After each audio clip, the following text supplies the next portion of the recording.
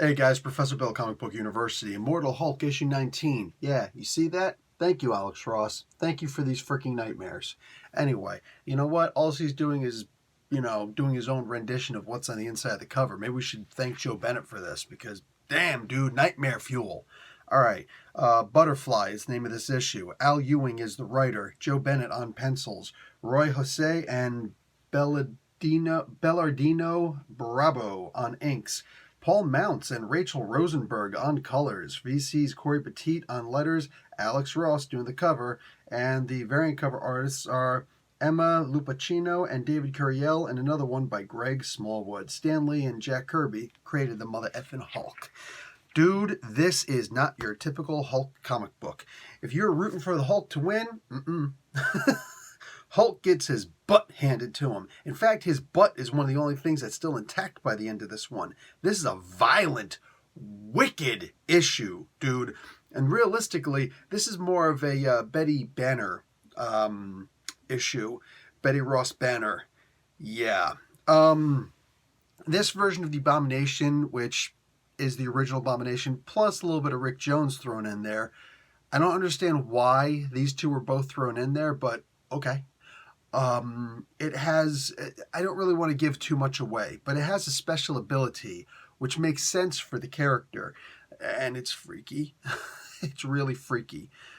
Hulk is at a serious disadvantage here because he didn't know what this thing could do at first. Now, I don't know what Betty's about to do from this point, but the end of this book doesn't look good for anybody involved. What I can mostly comment on, however, is the reporter.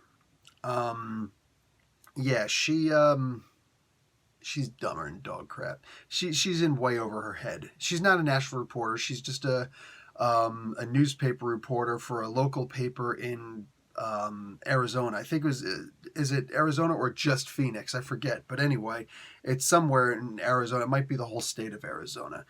But she's still fairly localized as opposed to nationwide, which could theoretically go overseas also. She doesn't have a lot of exposure. She doesn't have a lot of anything on here. So when she's confronted with these soldiers who just got finished shooting an innocent civilian reporting a crime to what she thinks are soldiers, they're instead mercenaries. This person, again, don't want to give too many spoilers here. But when it's seen exactly what happens to this person, when this reporter sees this, she somehow thinks that they could be redeemed. She thinks that somehow they can be neutralized and what? Zip-tied? There are some people who are bad. And does this potentially open up a Second Amendment debate? In just a small, isolated way?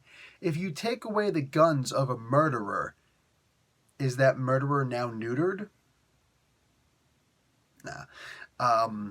I like that there's an overall message here that can be pulled out of what exists. I also love that, she sits there and tries to label what Betty Banner is right now. It's like you're literally walking side by side with a monster, and when the monster does monstrous things, you start judging her.